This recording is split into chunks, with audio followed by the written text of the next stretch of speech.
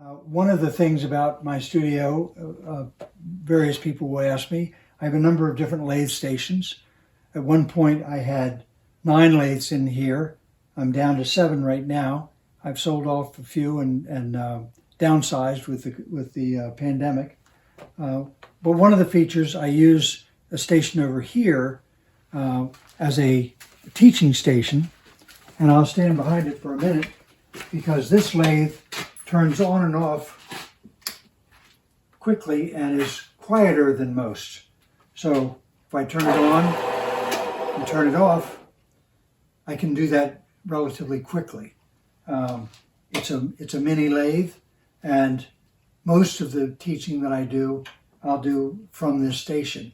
There's a mirror above me, and when people position themselves and I'm positioned properly, they can actually look in the mirror and look over my shoulder at what I'm doing to the piece of wood without having to endanger themselves. Safety is a big part of what we do. I am wearing safety glasses. I pay a lot for them.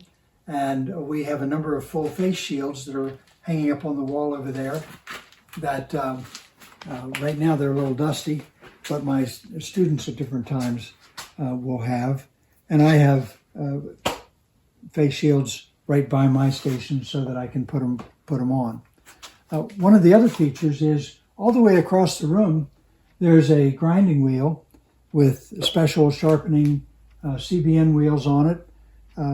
One of the purposes for me to have to walk all the way across the studio to sharpen my tools is to make me walk all the way across the studio, because if I put things right here by where I'm working, I don't move around enough.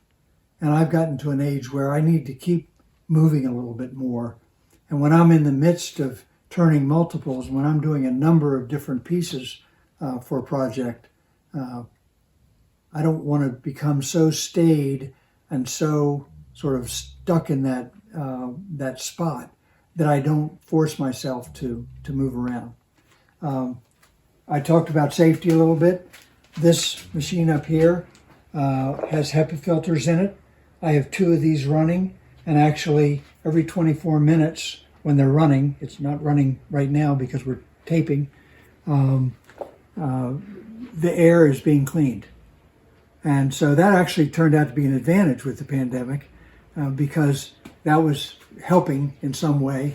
But we also, in wearing the full face shields, I went right on through with my students and we had no problem.